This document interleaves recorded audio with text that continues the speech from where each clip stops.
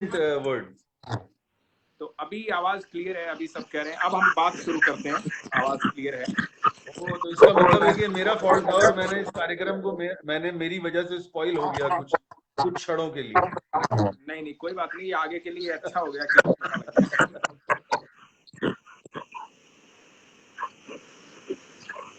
Thank you Amardeep. अब बढ़िया है सबको आवाज। हाय मोहम्मद काफी अब आवाज सही आएगी। Thank you so much. Yes, हाँ, अब सब बात कर सकते हैं आराम से। हाय धनंजय।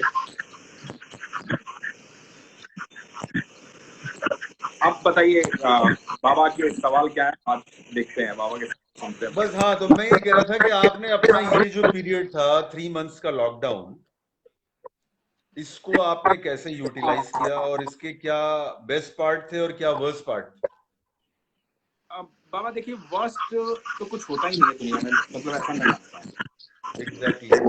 हर चीज बेस्ट होती है, और बेस्ट क्योंकि जब भी ऐसी स्थिति आती है कि जहाँ मुझे सोचना पड़े कि वर्स्ट क्या है, तो मैं सिर्फ एक बात सोचता हूँ कि जब मैं इस दुनिया में आया था तो मैं कुछ नहीं आता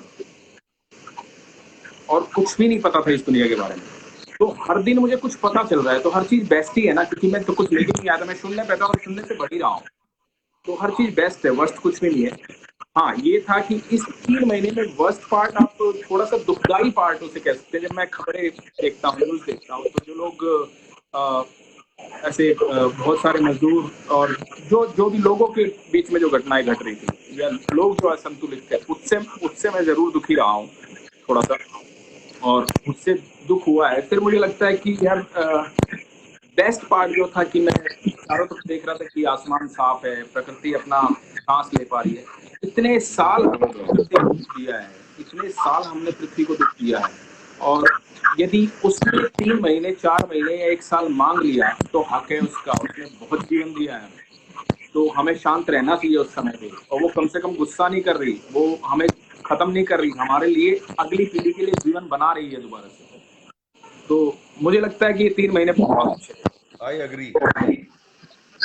और सदियों से ये सारी चीजें तो सदियों से चल रही थी, और ये तो समझ लिए कि ये एक मच नीडेड ब्रेक था बिल्कुल जो अर्थ बिल्कुल। को जो अर्थ को मिला है। और ये वैसे भी बाबा, मुझे लगता है कि ये साल में एटलीस्ट, मतलब आप 15 दिन का ब्रेक तो साल में पूरी दुनिया को ले ही लेना चाहिए, वैसे भी ले लेना चाहिए। बिल्कुल बिल्कुल बिल्कुल। इस बहाने हम अपने परिवार के करीब आते हैं, बातें करते हैं, उनसे झगड़े करते हैं। मतलब कितने दिन हो जाते हैं घर में झगड़ा भी नहीं होता और घर में प्रेम भी नहीं होता, दोनों ही चीजें इस 3 महीने के दौरान हुई है। तो पता लगता है कि नहीं, परिवार भी है अपना, तो नहीं तो बाहर ही भाग रहे हैं, दौड़ रहे हैं। बिल्कुल। और अभी जैसे अभी धनंजय भाई कह रहे हैं, हमारे एक इसमें धनंजय सिंह भैया हैं जो उत्तर प्रदेश सुल्तानपुर के पास रहते हैं, तो वो उन्होंने अभी इस बात का जिक्र किया है कि ये जो लॉकडाउन हुआ और इस लॉकडाउन के आगे भी अभी जिस तरह से जैसे आ रहा है कि गैदरिंग नहीं होनी चाहिए, हाँ जी। या शादियों के अंदर 50 लोग से ज्यादा नहीं होने चाहिए, हाँ जी। तो अगर मेरे ख्याल से ये बहुत अच्छी चीजें हैं जिसको इम्प्लीमेंट करना चाहिए लोगों को। जी। और अगर उसी बहाने खर्च कम हो रहा है, शादियों में फजूल खर्ची कम हो रही है, या अननेसेसरी फंक्शंस में अगर फजूल खर्ची कम हो रही है, तो मेरे ख्याल से ये अच्छी बात है। बिल्कुल अच्छी बात है, बिल्कुल अच्छी बात है बाबा। देखो अब खुशी पाने के बहुत सारे तरीके होते हैं, जरूरी है कि खुश रहना।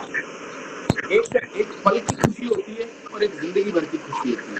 शादी करके इतना बड़ा फंक्शन करना वो कुछ पल की खुशी है, लेकिन उस मियाँ बीवी का जो शादी कर रहे हैं उनका वो पान लेना और जिंदगी भर खुश रहना, ये जिंदगी भर की खुशी है। वो जिंदगी भर की बिल्कुल खुशी, बिल्कुल। वो पल भर की खुशी तो चली जाएगी, वो एल्बम बन। Exactly exactly. बहुत से लोग, अच्छा ये मुझे खैर मुझे ये कहने का कोई हक नहीं है। लोग कहेंगे कि जैसे लोग जो बड़े बड़े फंक्शंस करते हैं और उसके अंदर बहुत ज्यादा दिखावा करते हैं, बहुत लेविश डेकोरेशन और दुनिया भर की चीजें करते हैं, तो उसमें लोग कहते हैं कि भाई हमारे पास पैसा है, हम हमारी मर्जी। तो उनका भी कहना ठीक है कि भाई आपका पैसा है, आप आपकी मर्जी है, आप जितना मर्जी खर्च करो। लेकिन फिर भी समवेयर आपको सोचना तो चाहिए, जहां तक मेरा ख्याल है। बाबा देखो, मैं है ना हर चीज को, या फिर मेरा नजरिया है कि मुझे हर चीज पॉजिटिव दिखाई देती है। देखिए, जिसके पास बहुत सारा पैसा है और जो बहुत सारा खर्चा करता है किसी फंक्शन में, तो आप ये देखो कि उस खर्चे करने पर कितने लोगों का उस दिन घर चलता है। तो उन लोगों के लिए वो आनंद की बात है। वही जो कह जो रहा हूँ मैं। हिस्सा बन रहे हैं उन लोगों के लिए आनंद की बात है। वो हलवाई भी होगा, वो डेकोरेशन करने वाला भी होगा, एक इवेंट मैनेजर भी होगा। तो हम सब के लिए वो एक है ना, उसका किया हुआ खर्चा सबका घर चला रहा है। तो मुझे लगता है कि इस दुनिया में जो भी आदमी जो कुछ भी कर रहा है ना, वो बेस्ट कर रहा है। कोई भी आदमी गलत नहीं करता है। मतलब ये हमारी सोच है, हमारा दिमाग, हम सोचते हैं यार वो गलत कर रहा है, वो गलत, सब अच्छा कर रहे हैं, सब बढ़िया ही कर रहे हैं। हर आदमी अपना बेस्ट देने की कोशिश करता है। अब सोचो, आप इतने सारे मजदूर यहाँ से अपने अपने शहरों को लौटे, तो जब वो यहाँ से वापस जा रहे थे तो उनको लग रहा था कि यही बेस्ट कर्म है मेरा, मुझे यही तरीका बेस्ट है, तो मुझे चल देना चाहिए अपने घर की तरफ। जो लोग बहुत सारे एक्टर इस दौरान, मतलब मेरे भी और शायद आपके भी बहुत सारे दोस्त मुंबई छोड़ के चले गए, मतलब इस दौरान, हम सबको पता है। तो मुझे लगता है कि उन्होंने सोचा कि नहीं, यही बेस्ट तरीका है, यहाँ से फिलहाल निकल जाना चाहिए, चले जाना चाहिए। तो हर आदमी अपनी समझ के अनुसार अपना बेस्ट करता है, और हमें हर आदमी के बेस्ट का, हर आदमी की सोच का सम्मान करना चाहिए। क्योंकि देखो, मैं बाबा, मतलब मुझे नहीं पता, बहुत लोग जानते हैं, मैं बड़ा फॉलो करता हूँ चीज़ों को जो इतिहास ने हमें दी है। तो क्योंकि इतिहास ऐसे ही बनता नहीं है, कोई किसी रास्ते से गुजरा है ना, तभी वो बोल पाता है कि ये रास्ता है। बिल्कुल। तो एक बात है ना, एक छोटी सी बात मैं ऐसे ही कहना चाह रहा हूँ, है तो ये धार्मिक, लेकिन मुझे बड़ा ज्ञान देती है। गीता में भगवान कृष्ण ने अर्जुन को पूरा ज्ञान देने के बाद, जब पूरा नॉलेज दे दिया, 18 अध्याय पूरे बोल दिए, उसके बाद एक सेंटेंस बोला था जो मुझे बहुत प्यारा लगता है, और मैं इसको फॉलो करने की कोशिश करता हूँ। उन्होंने अर्जुन को कहा कि ये सारा ज्ञान देने के बाद, दिस इज माई ओपिनियन। सोचो, भगवान ये कह रहे हैं दिस इज माई ओपिनियन, मैं थोप नहीं रहा हूँ, तेरी मर्जी है, तुझे यूज करना है कर, तेरे को नहीं करना है, बहुत बड़ी बात है। Because you are a free soul. तू एक इंडिपेंडेंट आत्मा है, ये तेरे विचार है। बिल्कुल, हाँ। और भाई देखो, ऊपर वाले ने हमें बुद्धि भी तो दे दी ना। यस। तो हर आदमी एक फ्री सोल है, हमारा कोई अधिकार नहीं है उसको अच्छा और बुरा बोलने का। वो उसकी ओपिनियन, हम ओपिनियन दे सकते हैं कि आप ये ठीक नहीं कर रहे, क्योंकि ये हमारी समझ कहती है। तो आपको क्या पता कि उसकी समझ कितनी बेस्ट है।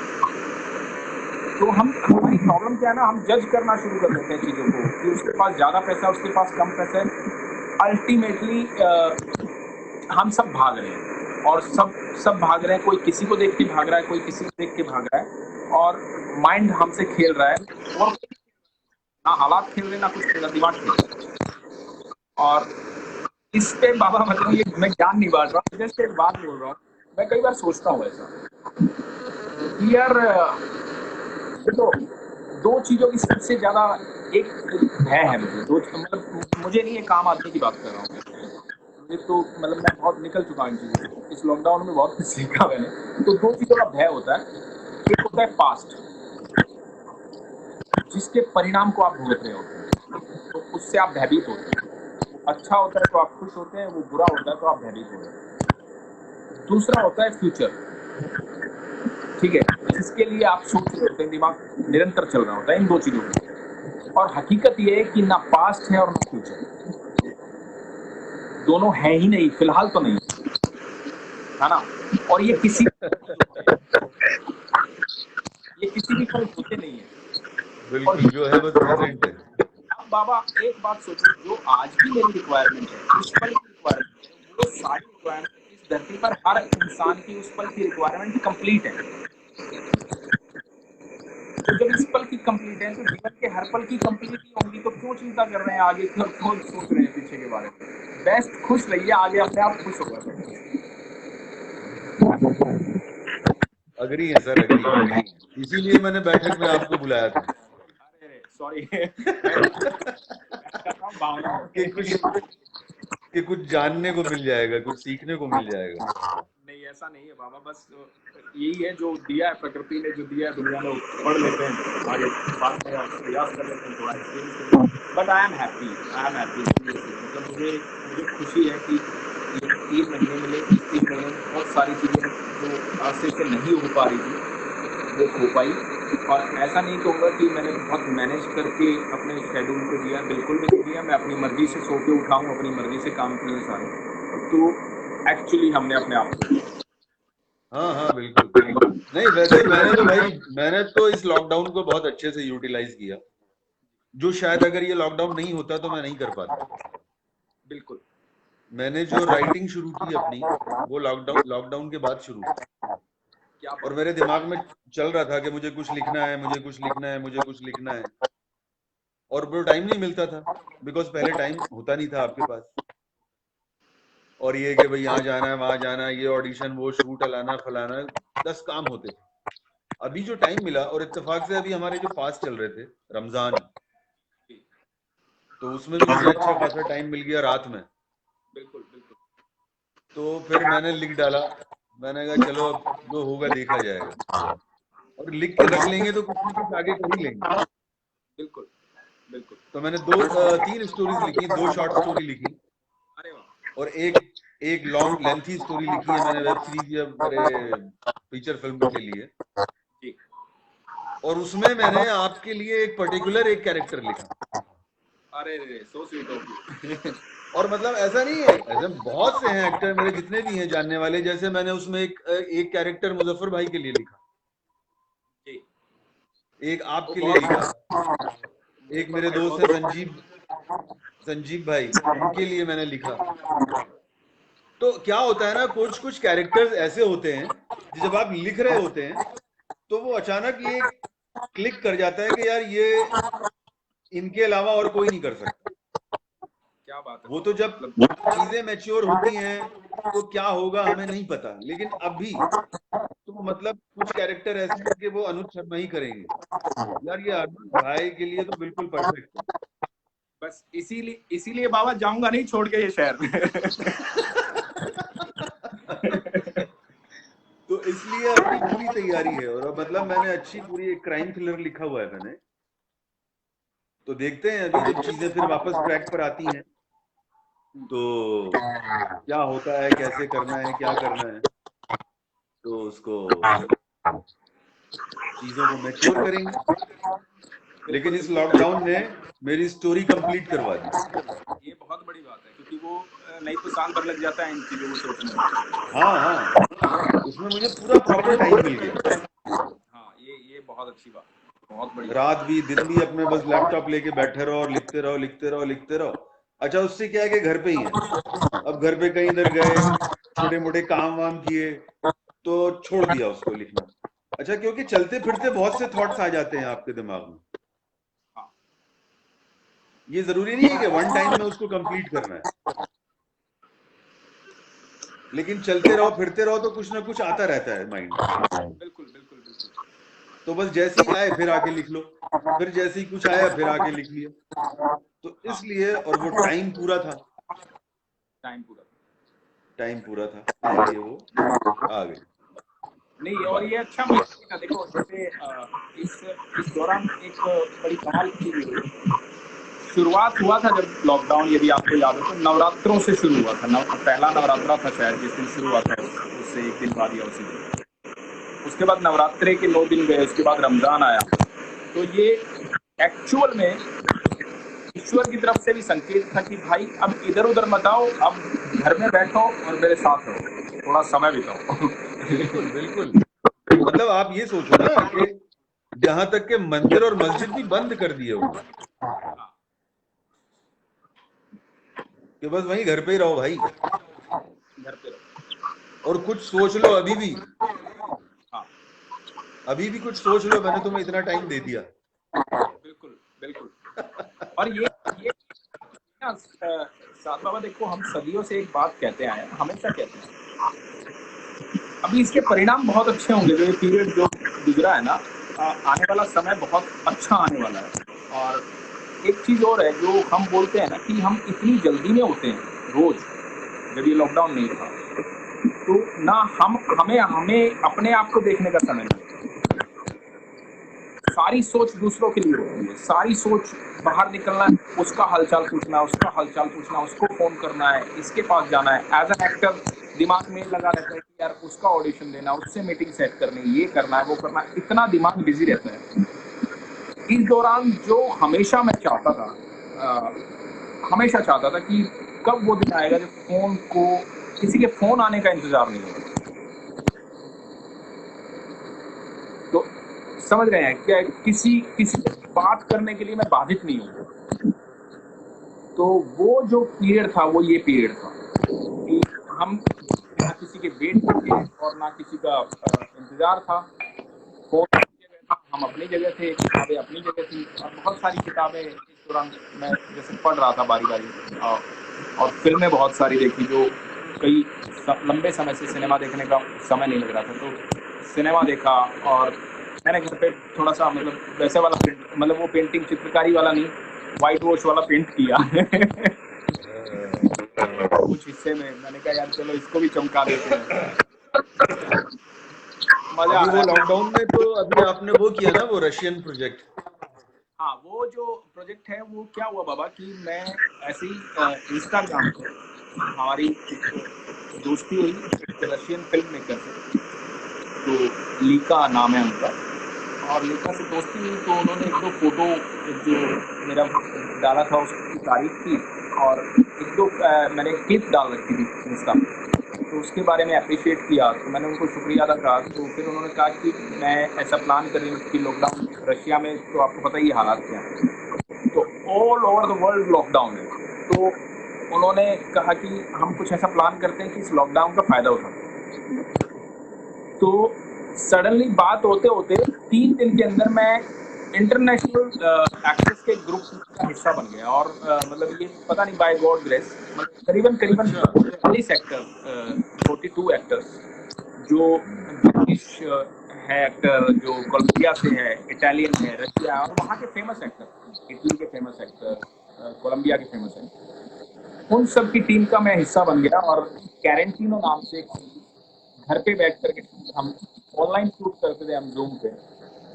और आप हंसोगे इस बात पे, मुझे पता भी नहीं था ये बात। अभी लास्ट एपिसोड हमने शूट किया है, मैं उसके बारे में डालूंगा अभी फेसबुक पे। तो मुझे पता ही नहीं था कि सीरीज का हीरो मैं। अच्छा। तो ये चलते चलते चलते चलते लास्ट एपिसोड में मुझे पता लगा, तो मुझे बड़ी खुशी हुई। मैंने कहा यार इन लोगों ने इतना मतलब इतना प्यार और सम्मान दिया उन्होंने इस दौरान मुझे। और सबसे अच्छी जो बात है, बहुत कुछ सीखने को मिला। आप देखिए कि एज एन एक्टर कितना टफ होता है कि आप रशियन बोल रहे हैं, आप स्पेनिश बोल रहे हैं, और मैं इंग्लिश बोल रहा हूँ।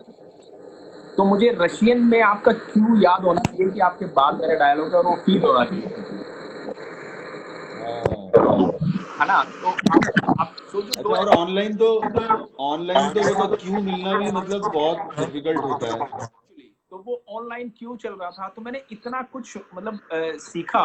और इतनी सारी मतलब होता क्या था कि शूटिंग होनी है, जैसे कल शूटिंग होनी है, तो आज सुबह कल सुबह में लग जाता था कि मुझे बैकग्राउंड तैयार करनी है, कि अच्छा ऐसी जगह बैठना है, ये कपड़े पहनने हैं। तो इस लॉकडाउन के दौरान है ना, मैं अपने काम में मस्त था। तो कैरेंटीनो नाम है सीरीज का, और बहुत सारे हाँ अच्छे हाँ, मैंने देखी है। पूजा शुक्ला जी पूछ रही है शूट स्टार्ट हो गया क्या? नहीं, शूट तो नहीं स्टार्ट हुआ अभी, मतलब जो शूटिंग होती है वो तो स्टार्ट नहीं हुई, बट हम लोग शूट कर ही रहे हैं। साथ बाबा सामने बैठे हैं और हम यहाँ बैठे हैं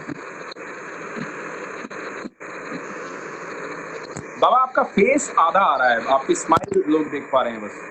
अच्छा, अब अब करेक्ट। मैंने रख दिया था एक्चुअली वो मोबाइल। तो तो अब कुछ आपसे हम फिल्मी सवाल करते हैं। बिल्कुल बिल्कुल पूछिए आप। तो आप पहले तो आप बताइए, वैसे तो मेरे ख्याल से किसी एक्टर से ये सवाल एक पूछना बहुत ही, उसके लिए जवाब देना कठिन होता है। अगर किसी एक्टर से पूछोगे who is your favourite actor, नहीं, मेरे पास है जवाब इसका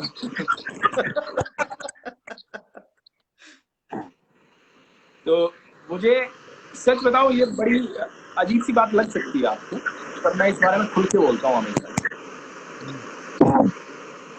वैसे तो मुझे ऐसा लगता है कि सभी एक्टर अपनी जगह अच्छे होते हैं, बट ये बड़ा डिप्लोमेटिक सा आंसर हो जाएगा।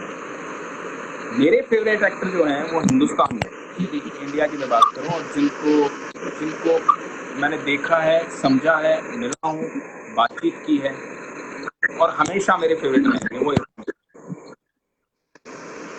इरफान खान, अच्छा। और मैं जब इरफान भाई से मिला था तो भी ये प्रश्न का उत्तर मैंने बगैर उनसे पूछे दिया था कि 3 एक्टर ऐसे हैं जिनको यहाँ रहते हैं। आपने कोई इरफान खान के साथ ऐड भी तो किया ना? जी, मैंने ऐड किया था उनके साथ। तो मैंने उनको बोला कि 3 एक्टर इस धरती पे ऐसे हैं जो यहाँ रहते हैं दिल में। तो एक अल पचिनो है, अल पचिनो को सब जानते हैं, बाबा को है।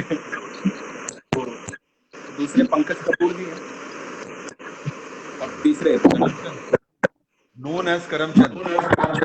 हाँ, तो ये 3 ऐसे एक्टर हैं जो मुझे जैसे अब इनमें से आप ये पूछ सकते हैं कि इन तीनों का क्या क्या पसंद, मतलब क्यों मुझे पसंद है।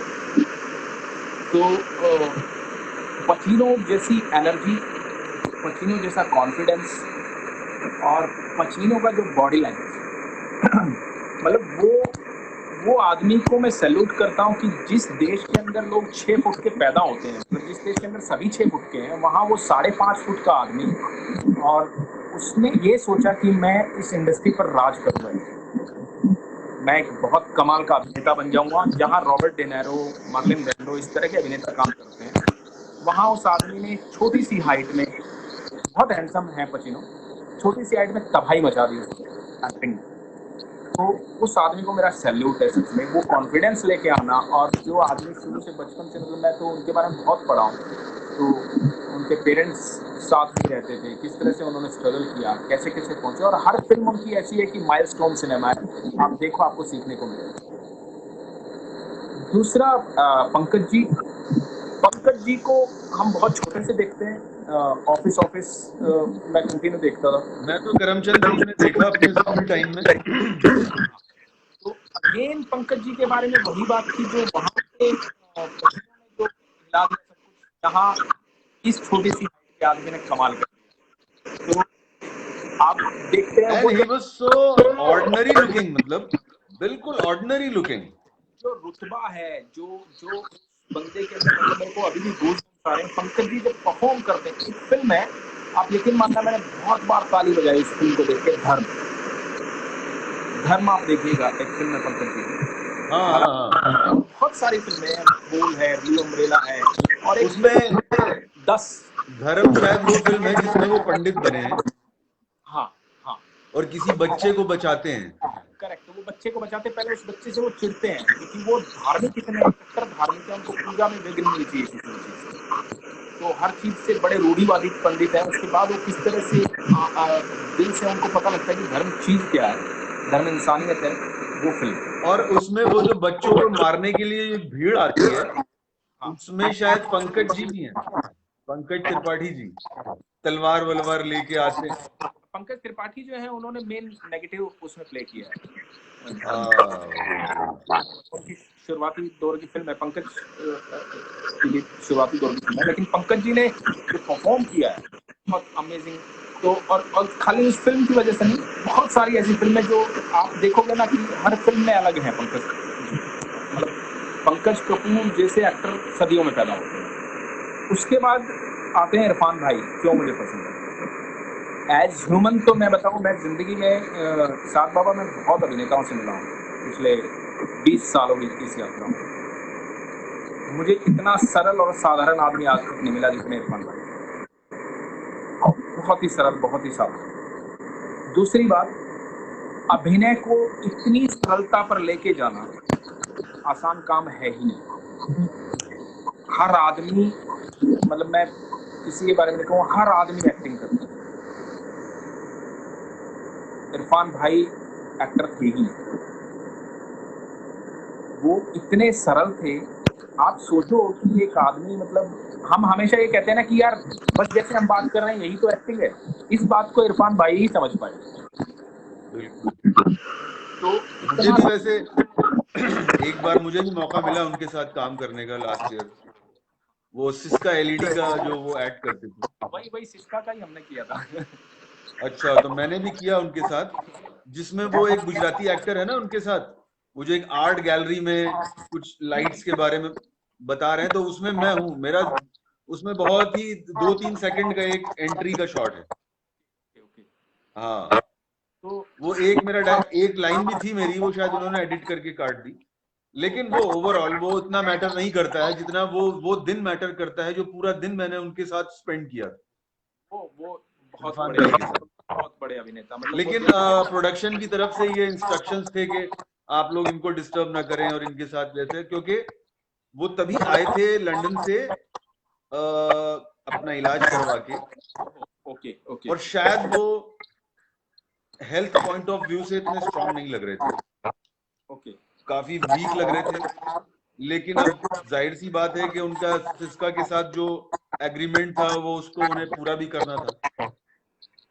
और कई बार क्या होता है ना, मतलब जैसे मैं बड़ा सौभाग्यशाली हूँ कि मेरे साथ पूरा दिन बहुत ही बेहतरीन दिन बिताया मैंने इरफान भाई के साथ, और हमारी बहुत सारी बातें हुई उस दिन। और मतलब वो दिन मेरा, ये लगा लो कि मुझे आज भी लगता है कि वो आज तक का बेस्ट डे था जब मैं इरफान भाई के साथ था, और बहुत सारी मेरी बातें हुई। तो कई बार क्या होता है कि एक्टर एग्रीमेंट के लिए नहीं, कई बार बतौर एक्टर मैं ऐसा समझता हूँ कि मुझे है ना कई बार किसी चीज़ की ज़रूरत नहीं होती, बट अभिनय करने की ज़रूरत है, क्योंकि वो मेरी आत्मा को तृप्त करता है, वहाँ मुझे ऑक्सीजन मिलती है कि मैं एक्टिंग करूँ। तो इस दौरान अब वो इतना उम्दा अभिनेता यदि काम करने आ रहे हैं तो उनके मन में कहीं था कि नहीं यार मुझे एक्टिंग करनी है, क्योंकि वो जिंदा रखती है एक्टिंग एक एक्टर को। तो कब के अभिनेता थे, मतलब ऐसे अभिनेता सदियों में पैदा होते हैं। हाँ, बाकी बहुत सारे स्टार हिंदुस्तान में, मैं उनको स्टार ही कहूँगा, बहुत सारे स्टार एक्टर हैं बहुत, तो वो भी मुझे बहुत पसंद है। बहुत सारा अच्छे कम की जर्नी बहुत सारों ने जी है। और बिल्कुल। अच्छा, उनकी भी देखिए, जो जिन लोगों को हम कहते हैं कि वो ग्लैमर है और ग्लैमरस, यार ग्लैमर होना भी तो जरूरी है। बाबा, मैं इस बात पे ना कई बार, देखो ये बड़ी क्लियर सा बोल रहा हूँ मैं इस बात को, कई बार हम दोस्तों में खड़े होते हैं ना तो बोलते हैं कि यार ये जो टीवी के एक्टर होते हैं ना, एक्टिंग होती नहीं, ब्रेक मिल जाता है, हैंडसम होते हैं, ऐसा होता है वैसा होता है। कई लोग फिल्मों में बोल देते हैं कि इसको ऐसे ही मिल गया। पर मुझे क्या लगता है, एक बार इस बात को हर आदमी को सोचना चाहिए, जो भी जहाँ है इस दुनिया में, जो भी जहाँ है, चाहे वो राजनीति है, चाहे वो सिनेमा है, चाहे वो आम नौकरी है, कुछ भी, वो डिजर्व करता है, इसीलिए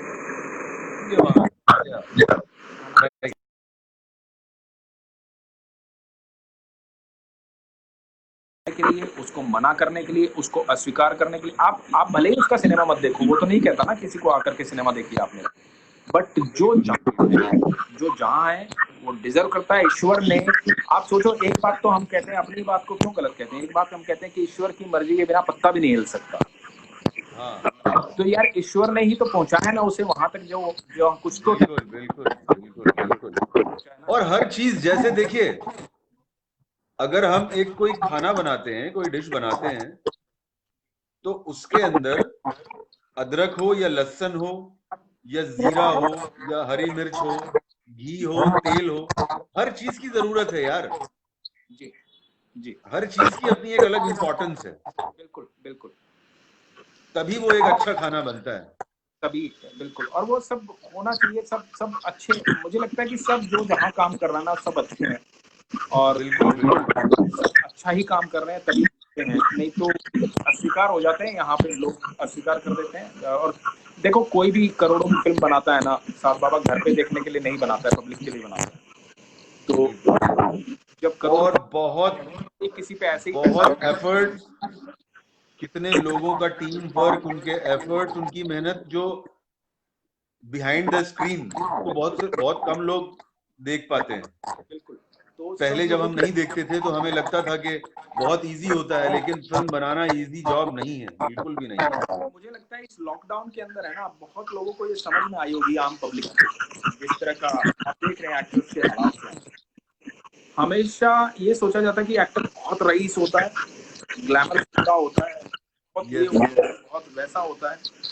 एक्टर बहुत, मतलब मैं हमेशा अपने आप को ये सोचता हूँ कि यार जैसे एक आम आदमी 9 से 5 की नौकरी करता है, वैसे मैं अभिनय को करता हूँ। अभिनय मेरी आत्मा से निकलता है, उतना ही मोहब्बत करता हूँ जितना वो अपनी नौकरी से मोहब्बत करता है। मैं अपना काम करता हूँ, वो अपना काम करता है, तो मेरे से ज्यादा अपेक्षाएं रखने की जरूरत नहीं है। बिल्कुल मत रखो, मैं सिंपल हूँ, साधारण हूँ, और ऐसा ही रहना चाहता हूँ। एग्जैक्टली। तो अब बताइए, अब बात करते हैं खूबसूरती की। जी खूबसूरती और कला। जी। तो उसमें मैं आपसे पूछूंगा कि आपकी फेवरेट एक्ट्रेस कौन है? फेवरेट एक्ट्रेस कौन है? आज के दौर में या पिछले दौर में, ये बताइए। ये तो बहुत सारे हैं। मतलब आप ये लगा लो कि अभी से और पीछे 10 साल के बीच में। पिछले 10 साल के लिए देखिए, मतलब जब वो दौर था जब मैं सिनेमा देखना स्टार्ट हुआ, आप यकीन मानोगे मुझे बम्बई आया था 15 साल पहले, तब तक मैंने सिर्फ 2 फिल्में सिनेमा पे देखी, तो मैं एक्ट्रेस के नाम भी नहीं जानता था। मैं आपको एक बात बताऊं, बीच में रोक रहा हूं मैं फिल्मों का इतना ज्यादा जुनून था मुझे फिल्में देखने का। आपने बोला ना 15 साल पहले आपने सिर्फ 2 फिल्में सिनेमा में देखी थी। 15 साल पहले मैं एक दिन में 2 शो देखता था, 12 से 3 और 3 से 6। क्या बात है। मेरे सभी दोस्त जितने एक्टर ना वो सब यही बताते हैं कि भाई हम तो चोरी करके पैसे चोरी करके या ब्लैक में ले जाके फिल्में देखते थे, बट मैंने सिनेमा कभी ऐसे ना घर पे देखा, ऐसा नहीं सिनेमा पे, मैंने घर पे भी कभी सिनेमा नहीं देखा। तो ये बड़ा अद्भुत सी बात है, अलग सी बात है। उसके बाद में बहुत सारे एक्ट्रेस के नाम तो मुझे 2-3 एक्टर के नाम याद थे, मतलब जो हमारे दौर में थे, मतलब अमिताभ बच्चन सब जानते थे, विनोद खन्ना साहब सब जानते थे, दिलीप कुमार, क्योंकि बचपन में फिल्में देखी थी, इन्हीं की फिल्में देखी थी, वो दौर था। तो और कुछ एक एक्टर अमरीश पुरी मेरे फेवरेट होते थे, आज भी हैं, मुझे अच्छे लगते थे वो। तो अब उसके बाद क्या हुआ कि जब बम्बई आया तो बम्बई आके मैंने रूटीन बनाया कि मैं रोज एक फिल्म देखूंगा। तो आज 15 साल करीबन हो गए हैं साथ बाबा, मेरे ख्याल से ऐसा कोई दिन आया नहीं होगा जिस दिन मैंने एक फिल्म ना देखी। अच्छा। अभी करीबन करीबन आप समझ भी सकते हैं 7,500 फिल्में मेरे पास अपने जिसमें छोटी बड़ी हर तरह की फिल्म है। तो अब सिनेमा मतलब सिनेमा मेरे पास है। तो अब फेवरेट एक्ट्रेस की बात करता हूँ, मुझे उर्मिला मातोंडकर बहुत पसंद है। Urmila Matondkar very expressive. मुझे बहुत पसंद है। उनके जो चेहरे के जो एक्सप्रेशंस थे ना, नो डाउट। तो वो मुझे बहुत अच्छी एक्ट्रेस लगती है, और जब तक वो काम करती रही, आज भी मैं जैसे भूत देखता हूँ या प्यार तूने क्या किया, कुछ फिल्में उनकी अमेजिंग परफॉर्मेंस। उसके बाद अभी जो ये दौर चल रहा है, मुझे उनकी उनकी उनकी एक हसीना एक आपने हसीना, देखी होगी, श्री राम ऑसम राघवन, वन। श्री राम राघवन मैं देखी मैंने। तो उसके बाद अब का जो दौर आया, तो मुझे राधिका आप्टे बहुत पसंद है। ठीक है, और मतलब ये इस दौर में कई अच्छी अच्छी एक्ट्रेस आई इस दौर में, और मुझे नंदिता दास बहुत पसंद, मतलब मेरा टेस्ट आप कह सकते हो बड़ा आर्टिस्टिक सा टेस्ट है, मुझे एक्ट्रेस के तौर पे मुझे ये लोग पसंद है। तो जैसे राधिका आप्टे मुझे लगता है कि इस दौर में एक बहुत अच्छी अभिनेत्री है। एक्टर ऐसा मेरा व्यू है कि एक्टर को अपनी सोच से, जब एक्टर हो जाता है जब वो शरीर से नहीं जीता है, तो आत्मा से जीता है वो। तो और फिर है ना, वो जब शरीर को छोड़ देता है ना, तब वो अभिनेता हो जाता है वो। फिर क्योंकि अभिनेता होना या आप सिंगर होना या गायक होना या कुछ भी होना, तो आप समझ रहे हैं, मतलब बड़ा रूहानी कनेक्शन है ईश्वर और आपके बीच में। और वो तभी हो पाता है जब आप ये भूल जाते हो कि लोग क्या कहेंगे, दुनिया क्या सोचेगी। मतलब मेरे जो गुरु रहे हैं एक्टिंग में, हालांकि 5 दिन के गुरु रहे हैं सिर्फ, 5 डेज ओनली, तो 5 ही दिन का स्टूडेंट हूँ। तो अच्छा। तो उनसे मैंने बड़ी एक प्यारी सी बात मैं आपसे शेयर कर रहा हूँ, मैंने सीखी थी जब मैं पहली बार उनकी क्लास में गया। तो उन्होंने कहा कि जो हमारा शरीर जो है वो ब्रश है और दुनिया कैनवास है, और जो टैलेंट है अंदर वो कलर है। तो वो कलर है। वो कलर, तो इस ब्रश से उन कलर्स को यूज करके इस कैनवास पे पिक्चर बनाओगे, वो दुनिया देखेगी। तो बोले कि अब जब एग्जीबिशन लगेगा तो तुम्हें अपने परिणाम का पता लगेगा, और भिन्न भिन्न प्रकार के लोग देखने आए। तो मेरे एक साथी ने कहा कि हो सकता है शायद जो पिक्चर बनाई हो वो देखने वाले को इतनी पसंद ना आए, उसका नजरिया अलग हो देखने वाले का और बनाने वाले का अलग हो। तब मैंने एक बात कही थी उनसे, उन्होंने मुझे हक किया था। उसके बाद उन्होंने मुझे पढ़ाया ही नहीं, मतलब ये ऐसी बात कुछ कह दी थी।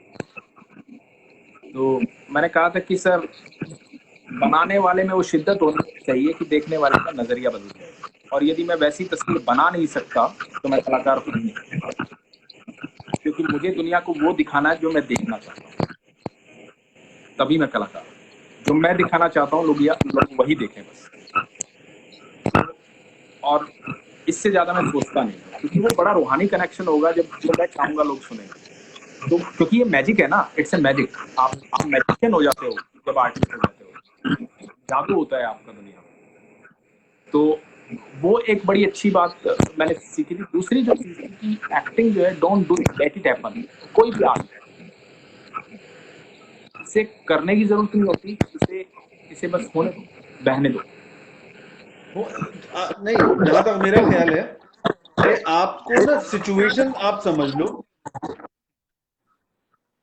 जैसे कोई सीन है तो आप उस सीन का ओवरऑल पूरा सीन समझ लो और उसका मूड समझ लो, और बहुत ज्यादा एक्ट मत करो, उस सिचुएशन को थोड़ा सा अडॉप्ट कर लो। अब मुझे बाबा इसमें ऐसा लगता है कि सिचुएशन भी अपने आप ही अडॉप्ट हो जाती है। जब आप पहले है ना वो माध्यम बन जाइए। वो माध्यम तब बना जाता है जब आप प्योर हो जाते हैं उस चीज के लिए।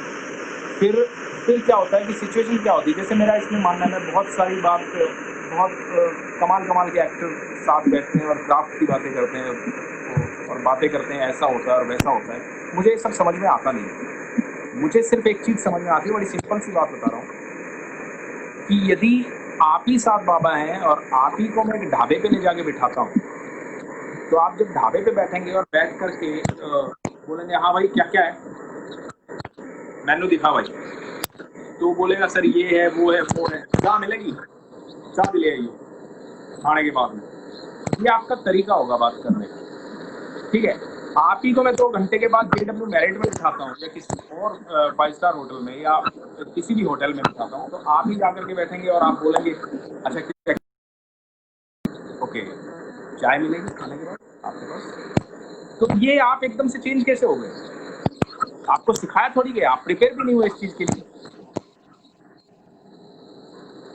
क्योंकि आप इस दुनिया में अपने आप हो। जैसे हमारी बॉडी अपने आप सारी चीजें कर लेती है ना, एक्सेप्ट आप खोलोगे, जब अपने आप को ओपन करोगे तो इस सारी दुनिया को हम अपने अंदर ले सकते हैं। सब कुछ महसूस अपने आप ही होगा, हमें फ्री छोड़ना है उसे बस। तो उसके लिए मुझे ना उसका ज्ञान की जरूरत है, ना उसे ज्यादा। जितना भी ज्ञानी आदमी होता है ना, मतलब मैं भी बोल रहा हूँ, तो मैं इसलिए बोल रहा हूँ क्योंकि मैं अज्ञानी हूँ। ज्ञानी होता तो मैं साइलेंट हो जाता।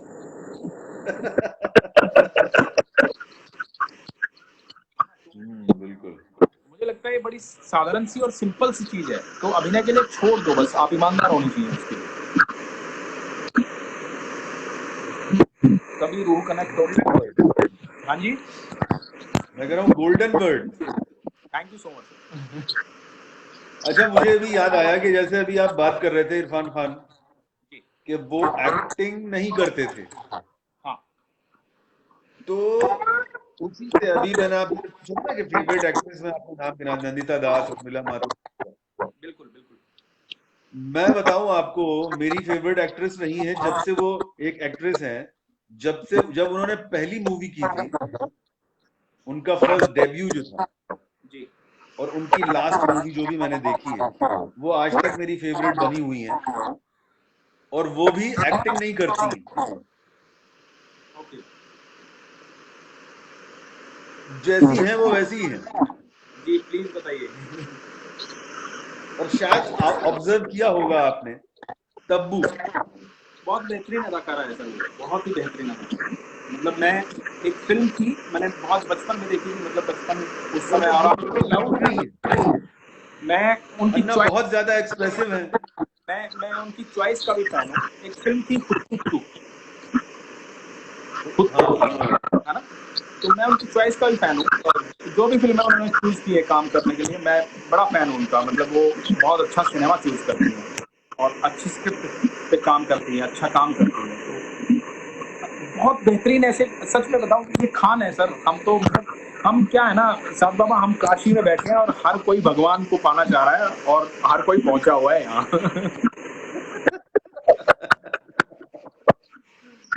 ये तो है, बिल्कुल सही बात है। अभी पता नहीं कौन किस पीढ़ी पे है, लेकिन ये सच है कि ये बम्बई नहीं है, घाट है काशी के पास के, और सब लगे हुए हैं उसकी खोज में। अच्छा अनुज भाई, आप खाना बना लेते हो? कुछ भी बना लेते हो? सर मैं बताऊं, मैं एक चीज़ बड़ी अच्छी बनाता हूँ। अरे बेवकूफ लॉकडाउन में खाना सीख लिया होगा। कह रहा हूँ ना, बेवकूफ।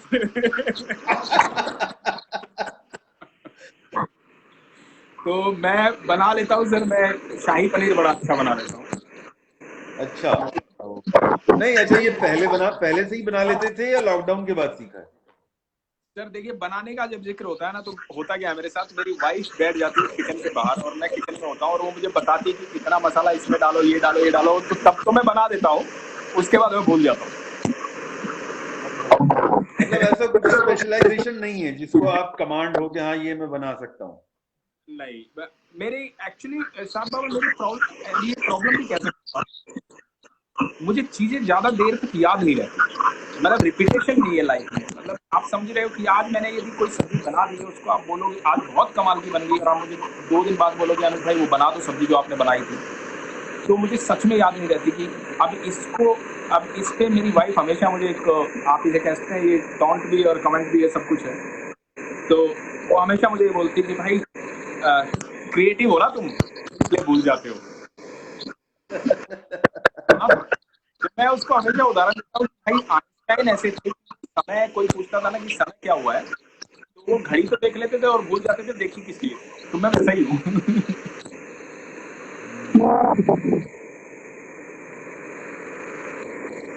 मतलब इंस्ट्रक्शंस मिलते हैं तो कुछ बना लेंगे।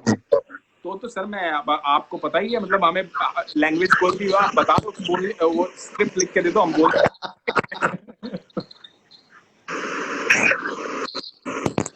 ओके, तो फिर आज मजा आ गया आज बैठक का, साहब बाबा आप और हैं बैठक सक्सेसफुल रही। आप कहाँ के रहने वाले और साहब हो बाबा? सकता है जो लोग देख रहे हैं उन्होंने भी एंजॉय किया होगा, जी कुछ जी सीखा होगा। अच्छा, इस बैठक का आखिरी सवाल जी अनुज भाई, जी। अगर आप एक्टर नहीं होते हाँ, तो क्या होता? तुम्हें होता ही नहीं साहब बाबा। होते ही नहीं? तो मैं ध्यान में ही रहता फिर, घर पे? ध्यान में रहता। एक्चुअली मैं बताता हूँ आपको, अ, मुझे ऐसा लगता है ये कई बार कि मेरा एक्टर होना बहुत जरूरी था, क्योंकि मैं एक छोटे से शहर, छोटा मतलब शहर मेरा बहुत कमाल का है, सोनीपत, हरियाणा। तो वहाँ पर जब उम्र इस तरह की होती है, और मेरी जो फैमिली है, मतलब फादर एयरफोर्स में और पॉलिटिक्स में, कोई कुछ इस तरह से, तो राजनीति से जुड़ा हुआ परिवार, और फिर वो ये सब बचपन से अंदर चल रहा था। तो अब उसमें क्या होता कि मैं बहुत अच्छा, मुझे बोलते थे कि उस समय बोलते थे मैं बहुत अच्छा वक्ता हूँ, बहुत अच्छा स्पीकर हूँ। तो एक मौका ऐसा आया कि मैं शायद राजनीति में चला जाता और मुझे बहुत आसानी से उपलब्धियां भी प्राप्त हो जाती राजनीति में, क्योंकि पीछे बहुत भारी भरकम स्पोर्ट भी था मुझे। बट मुझे पता नहीं क्यों पसंद नहीं आई। मुझे लगा कि नहीं, ये तो एक कैरेक्टर है। तो और अभिनय में आने का एक रीजन था मेरा, बहुत बड़ा कारण है। उसका कारण ये था कि मैं लाइफ में 2 चीजें जरूर पाना चाहता था। तो अमीर होना चाहता था, एक अमर होना चाहता था।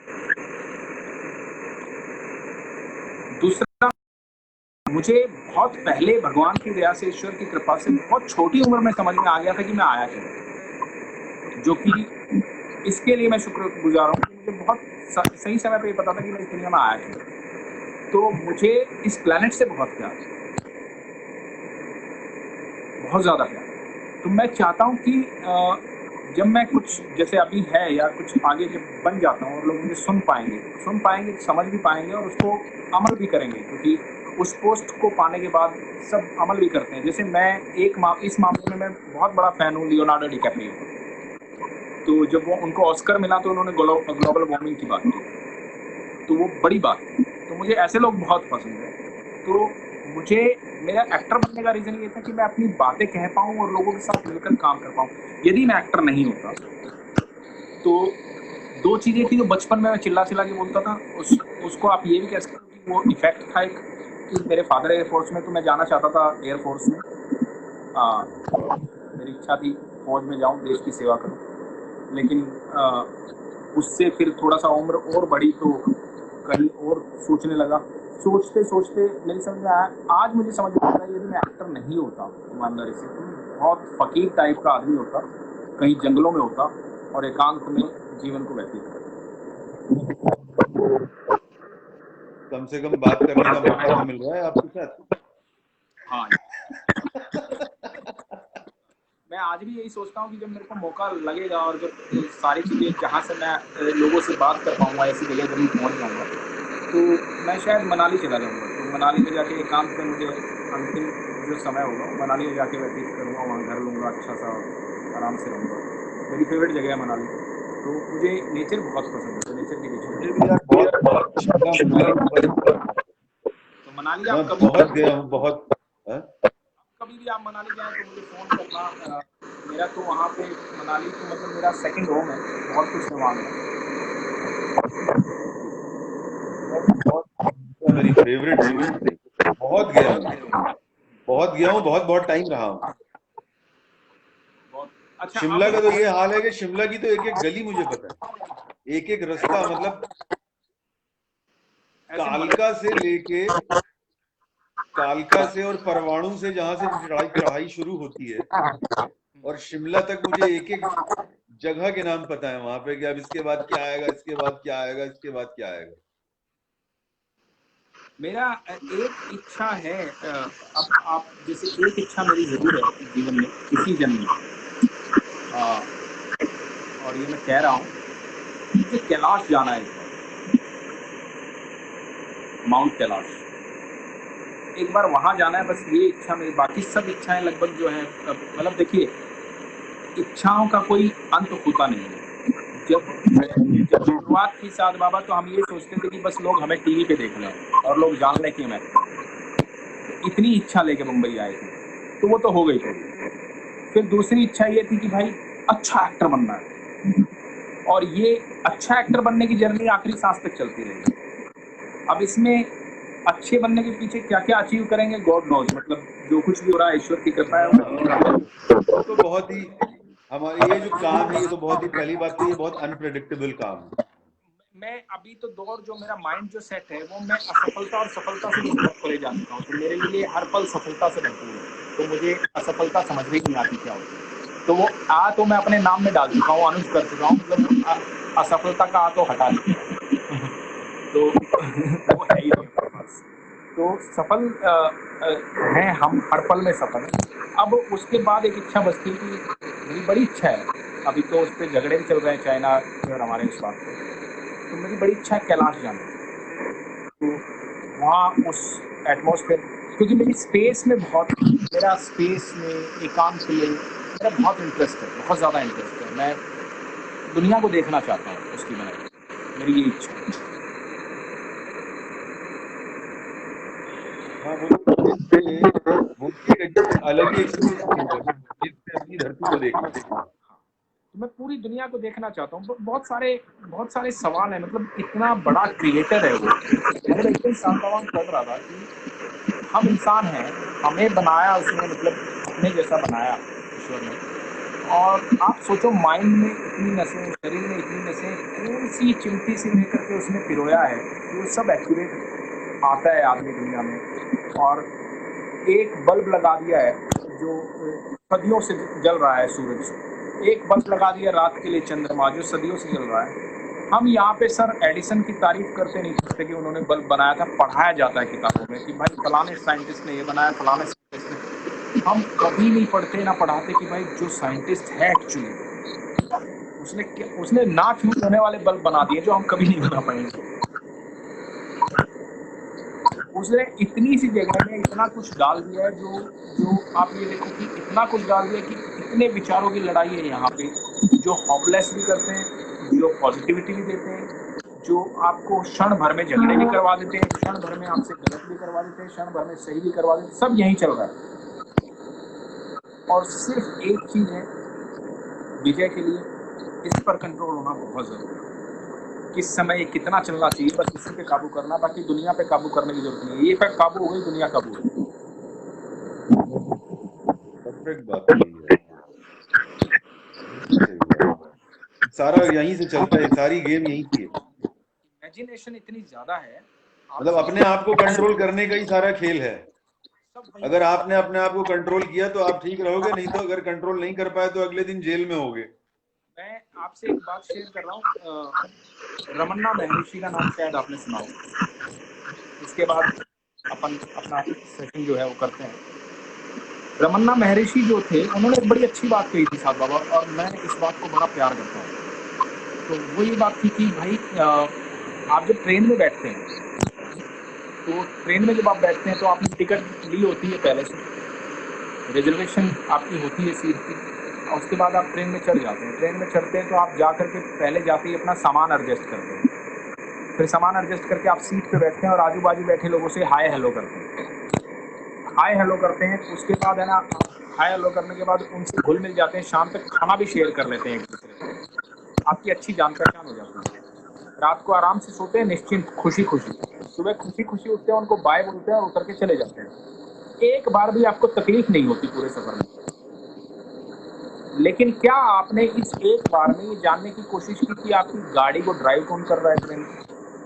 वो दारू पी के तो नहीं आया है, बीवी से झगड़ा करके तो नहीं आया, मार तो नहीं देगा, ट्रेन टकरा तो नहीं जाएगी, तूफान तो नहीं आ जाएगा, कोई क्वेश्चन आपके माइंड में नहीं होता। जब एक आम आदमी जो गाड़ी चला रहा है उस पर आप इतना भरोसा कर रहे हैं कि आप निश्चिंत होकर के सो जाते हैं और खुशी खुशी सफर पूरा करते हैं, तो जो पूरी प्रकृति को चला रहा है, पूरी दुनिया में चला रहा है, उस पर भरोसा नहीं कर सकते?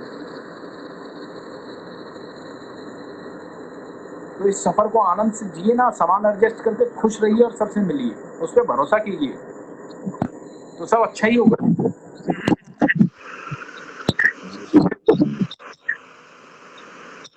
बड़ा आध्यात्मिक सा हो गया ना बाबा। हाँ हाँ, मतलब गपशप आध्यात्मिक गपशप हो गई है।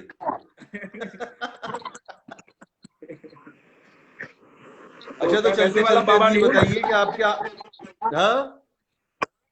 हाँ, मैं वैसे वाला बाबा नहीं हूँ, मैं सिंपल आदमी, साधारण सा। जी बताइए आप। नहीं, हम भी तो सिर्फ नाम के ही बाबा हैं।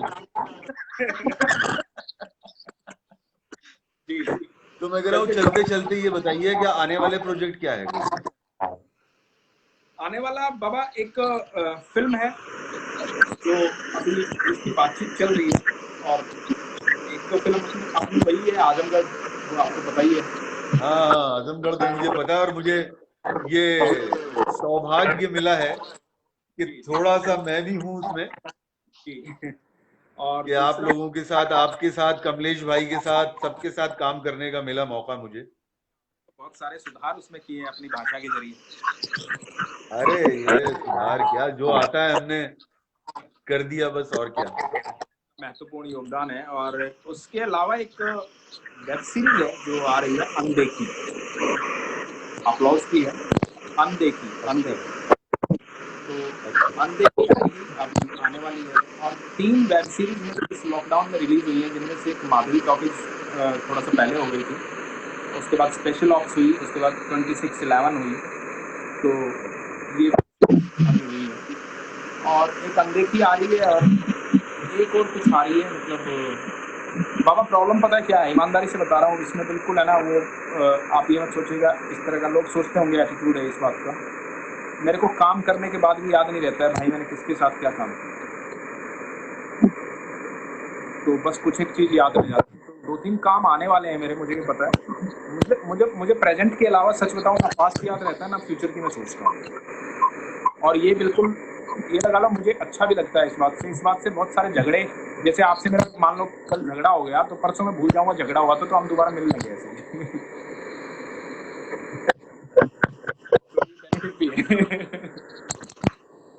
अभी मैंने भी मेरा भी एक म्यूजिक वो है, एक म्यूजिक एल्बम, एक सॉन्ग है फादर्स डे पर।